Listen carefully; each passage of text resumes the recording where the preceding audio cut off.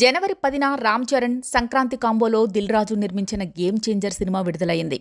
జనవరి 12న బాలకృష్ణ హీరోగా సితార ఎంటర్టైన్మెంట్స్ బ్యానర్లో బాబీ దర్శకత్వంలో రూపొందిన డాకు మహారాజ్ వచ్చింది. ఇక చివరిగా సంక్రాంతి సీజన్లో ప్రేక్షకుల ముందుకు వచ్చిన సినిమా సంక్రాంతికి వస్తున్నాం.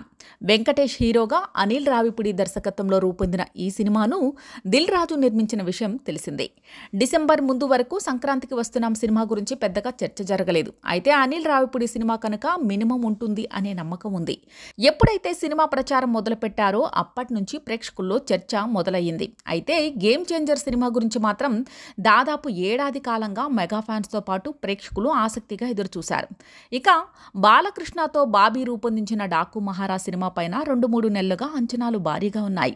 వాల్తేరు వీరయ్య వంటి కమర్షియల్ హిట్ను మెగాస్టార్ చిరంజీవికి అందించిన దర్శకుడు బాబీ ఇప్పుడు బాలకృష్ణకి సైతం డాకు మహారాజ్తో హిట్ ఇవ్వడం ఖాయమని అంతా బలంగా నమ్మారు.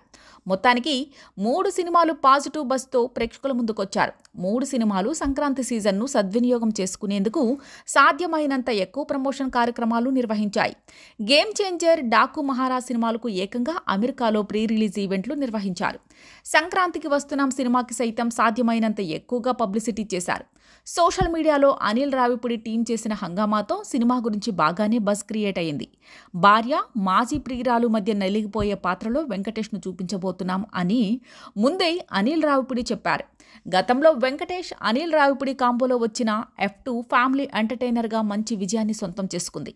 దాంతో సంక్రాంతికి వస్తున్నాం సైతం ఫ్యామిలీ ఆడియన్స్కి కనెక్ట్ అయ్యే విధంగా ఉంటుంది అని, మంచి వినోదాన్ని అందిస్తుంది అనే నమ్మకంతో ముందు నుంచి కలిగించారు.